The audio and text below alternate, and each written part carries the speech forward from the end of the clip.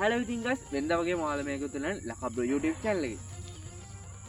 හරි ඉතින් guys මම ළඟදී දාපු වීඩියෝස් වල හරියට දැක්ක දෙයක් තමයි මේක. ඉතින් මගේ ගිය පාර සරුංගලේ ෆුල්ම සරුංගලේ තියෙන වීඩියෝ එක බැලුවේ නැත්නම් ඉතින් දැම්මම ගිහලා මෙන්න මේ කාඩ් එකකින් ගිහලා බලන්න පුළුවන්. හරි ඉතින් ඒ වීඩියෝ එකෙත් ගොඩක් highlight වෙච්ච කමෙන්ට් එකක් තමයි මේක. ඉතින් අපේ යාළුවා හන්දට යන්න මාර විදිහට ආසයි මට පේන විදිහට හන්දට අඟහරු වලට ඉතින් වගේ යන්න හරි ආසයි. ඉතින් ඒකින්ද තමයි මේවා ඉල්ලන්නේ. ඉතින් ඔයාලට පේන්නේ නැති මෙන්න ඉතින් කමෙන්ට් එක. ඉතින් මේ විදිහට ගොඩක් කට්ටිය ඉල්ලලා තිබ්බා. ඉතින් මම අද කරන්න හදන්නේ හන්දට රොකට් එකේ යන්න.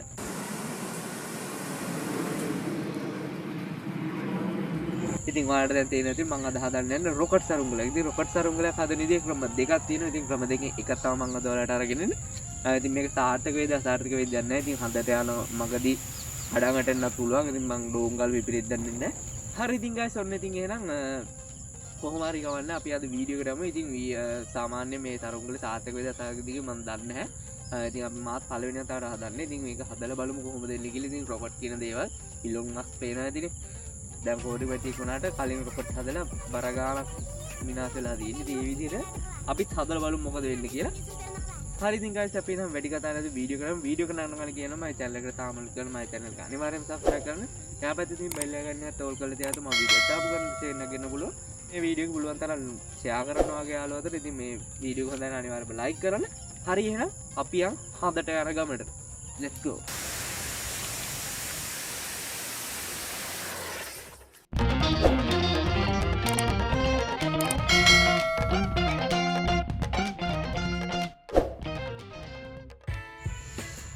ඉතින් guys සරුංගලේ හදන්න උණ පටියක් ගන්න සරුංගලේ හදන්න ගත්තා.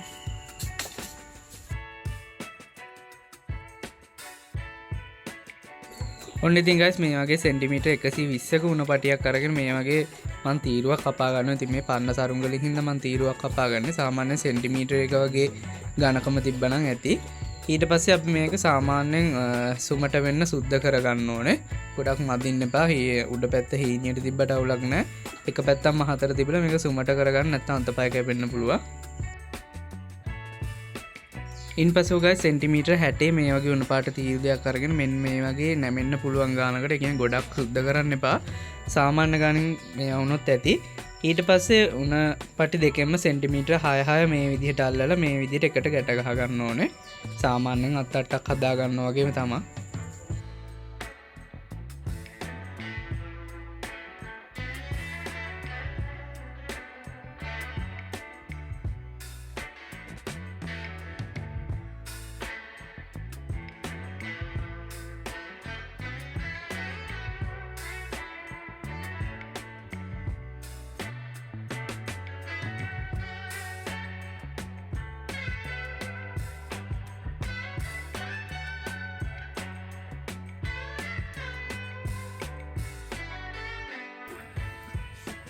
අපි මේක හරි මැද හොයාගෙන මේ විදිහේ නූලක්කට ගහලා අපි බැලන්ස් එක බලා ගන්න ඕනේ. අම්බෝ සුපිරියට තිබ්බ බැලන්ස් එක.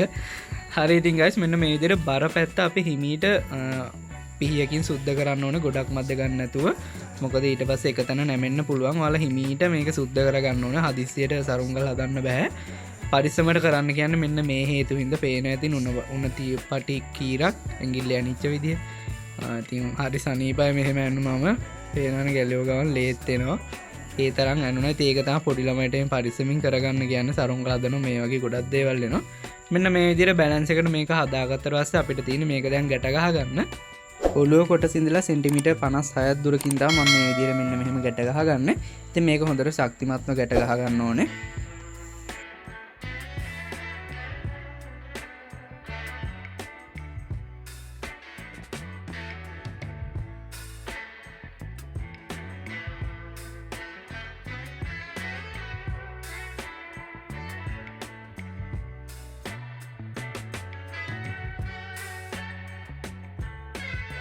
ඉන්පසු guys මෙන්න මේ විදිහට අපි මම පෙන්නපු විදිහට මේක බැඳ ගන්න ඕනේ. ඉතින් මේ යට කූරු දෙකේ දිග තමයි සෙන්ටිමීටර් 40යි. ඒක මෙන්න මේ විදිහට යටින්ම ගැට ගහ ගන්න. ඊට පස්සේ guys මේ උඩ ගැට ගහන දෙකේ දිග තමයි සෙන්ටිමීටර් 52යි. ඉතින් ඒකත් මෙන්න මේ විදිහට යට ඉඳන් සෙන්ටිමීටර් 23ක දුරකින් තමයි මේකත් ගැට ගහ ගන්න ඕනේ. ඊට පස්සේ මේ කොන් දෙක ඔක්කොම එකට එකතු කරලා ගැට ගහගත්තම හරි. මෙන්න මේ විදිහට. ඊට පස්සේ අපිට තියෙන ඔළුව කොටස ඇද ගන්න. ඔළුව කොටස අදින තැන අත්තට කෙලවරේ ඉඳන් මම ඔළුව නූල ගැට ගන්න තැනට දෙක තියෙන සෙන්ටිමීටර් 24යි. ඉතින් නූල දිග තමයි සෙන්ටිමීටර් 68යි. ඒ විදිහටම දෙපැත්තම ඇද ගන්න ඕනේ.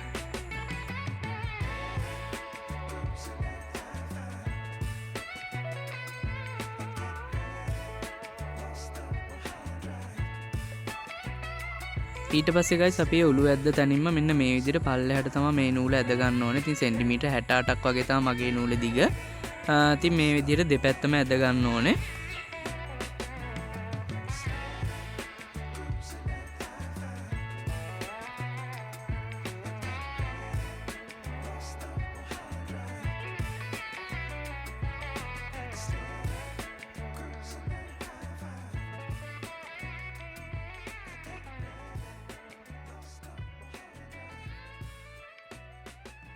ඊට පස්සේ අපි මේ අත්තට කෙලවර තමයි ඇද ගන්න ඕනේ. ඉතින් මේ නූල දිග තමයි සෙන්ටිමීටර් 48යි. ඉතින් මේ අත්තට මැද ගැට ගහපු තැන ඉඳන් මම මේ ගැට ගහන තැනට තියෙන සෙන්ටිමීටර් 18කින් ගැට ගහ ගන්න ඕනේ.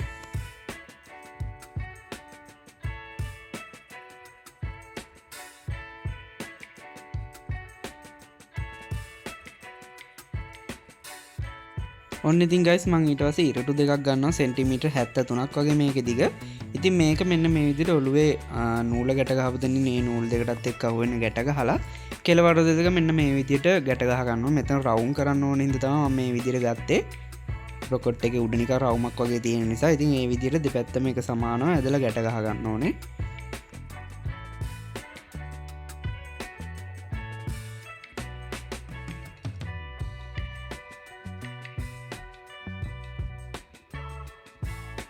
ඔන්න ඉතින් ගයිස් අපේ සරුංගලේ වැඩ අවසానයි. ඉතින් අපිට දැන් තියෙන්නේ මේක අලවන්න. අවසානට මම මිනුම් ටික දාන්නම්. ඉතින් මේකට අලවන්න අවශ්‍ය වෙන කහ පාට, සුදු පාට, රතු පාට, තැඹිලි පාට, කළු පාට ඩස්පින්. ඉතින් මේ පාට පහම අවශ්‍ය වෙනවා. ඔයාලට ඕන නම් අනිත් වෙන විදිහකට අලව ගන්නත් පුළුවන්. ඉතින් මම මේ විදිහට තමයි අලවන්නේ. ඉතින් මේ විදිහට සුදු පාට ඩස්පින් බෑග් එක පලාගෙන මම මේ පෙන්වන ආකාරයට පෙන්වන කොටස් ටිකට විතරක් මේක අලව ගන්න ඕනේ. ඉතින් ඔයාලා හරියටම බලා ගන්න මේක. ඉතින් මම අලවන්න හඳුන්ගුරත් නම් භාවිත කරන්න. ඔයාලට නම් මදුරු කොයිල් ඊතෝට ගම් වර්ගයක් හරි සෙලෝ ටේප් පාවිච්චි කරලා හරි අලවන්න පුළුවන්. ඉතින් මම හඳුන්ගුරෙන් තමයි මේ අලවන්නේ. ඔයාලා හරියට බලා ගන්න මම අලවන කොටස් ටික.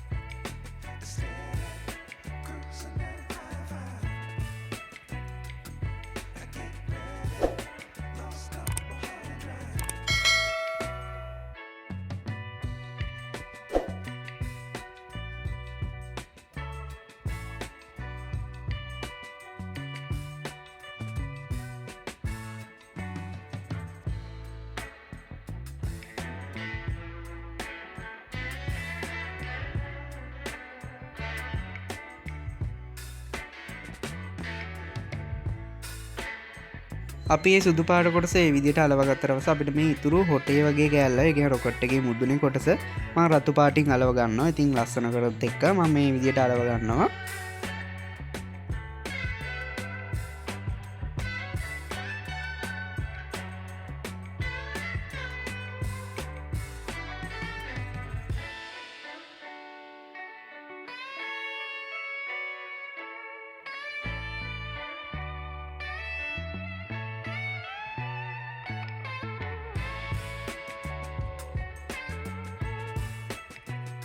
මේ විදිහට ඒ කොටස රතු පාටින් අලව ගත්තාම මේකේ පෙති වගේ හතර මම කළු පාට ඩස්බින් කෑල්ලකින් අලව ගන්නවා. ඒක පොඩ්ඩක් කැපිලා පේන්න ඕන නිසා.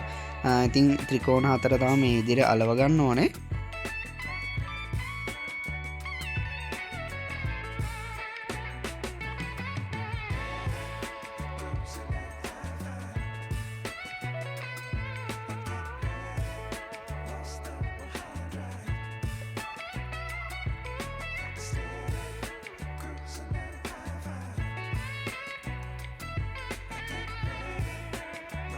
මේ විදිහට කළු පාටින් කොටස් හතරම අලවගත්තට අපිට තියෙන්නේ අටට දැන් ගිනි දැල්ල වගේ හදාගන්න. ඉතින් මම මේ විදිහට දෙකට මැදින් නවලා මේක ගිනි දැල්ලක් වගේ පැන්සලකින් ඇඳ ගන්නවා. ඉතින් ඔයාලා මේ කොටසත් බලා ගන්න මම ඒක කපන විදිහෙන් පෙන්නන්නම්.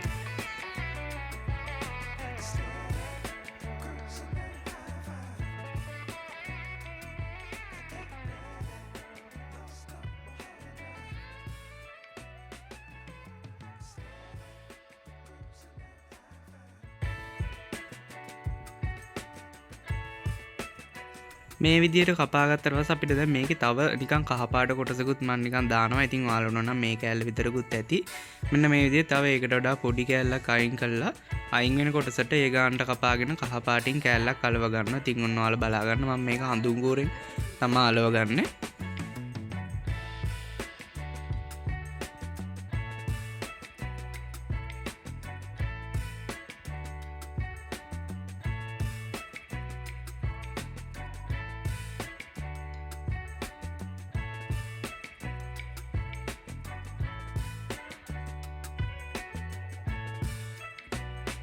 ඉන්පසු ගයිස් මේ කොටස මෙන්න මේ විදිහට අපේ රොකට් එකේ පිටිපස්සට ගිනි දැල්ල වගේ මේ විදිහට සෙට් වෙන විදිහට අලව ගන්න ඕනේ. මම සේරියාවටත් මෙන්න මෙහෙම හිල් දෙයක් තියාගන්න. ඉතින් මේක නෙමෙයි හරියටම ආපු සේරියාව. මම අන්තිමට පෙන්නන්නම් ඔයාලට මේ අලවන වීඩියෝ එකේ අන්තිමට පෙන්නන්නම් සේරියාව දාපු විදිය. දැන්ට මේක බලා ගන්න.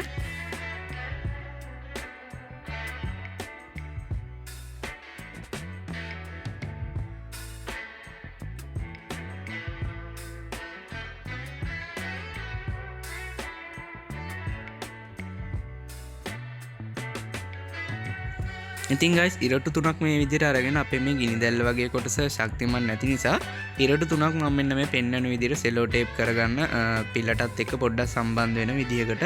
ඉතින් මේකත් ඔයාලා හරියටම බලාගෙන කරන්න. මොකද නැත්තම් අරක ශක්තිමත් නැති හින්දා මොකද්ද වගේ තියෙයි. ඒක නිසා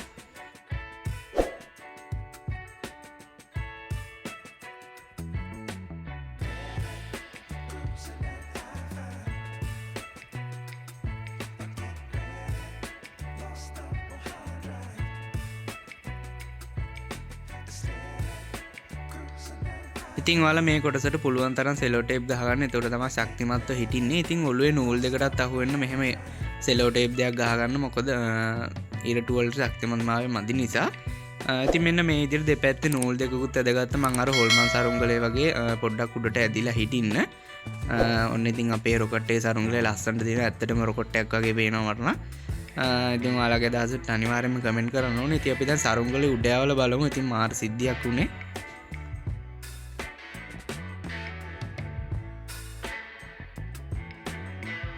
ඉතින් guys මෙන්න තියෙනවා අන්තිමට සේරියාව සෙට් වෙච්ච විදිහ. ඉතින් ඔයාලට පේන්නේ නැති ඔන්න සේරියාව දාපු විදිහ.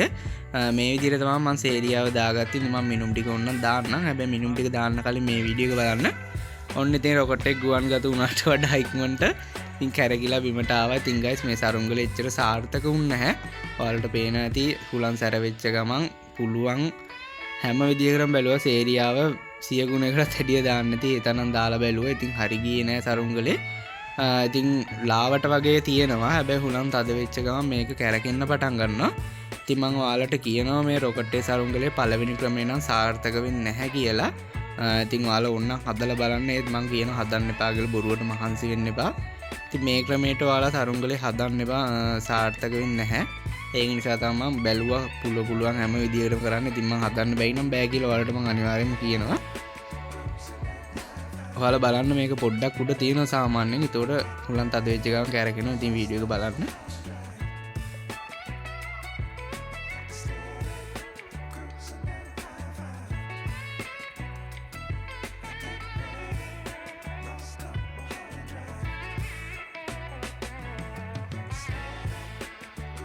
සරුංගලේ නම් ලස්සනට අලවුණා. ඉතින් අපි දෙවෙනි ක්‍රමයට අනිවාර්යයෙන්ම හදලා බලමු. මේ ක්‍රමේ නම් මම හදලා තියෙනවා. ඉතින් මම මේක අලුතෙන් දැක්ක හින්දා තමයි ඔයාලට හදන්න ගෙනාවේ.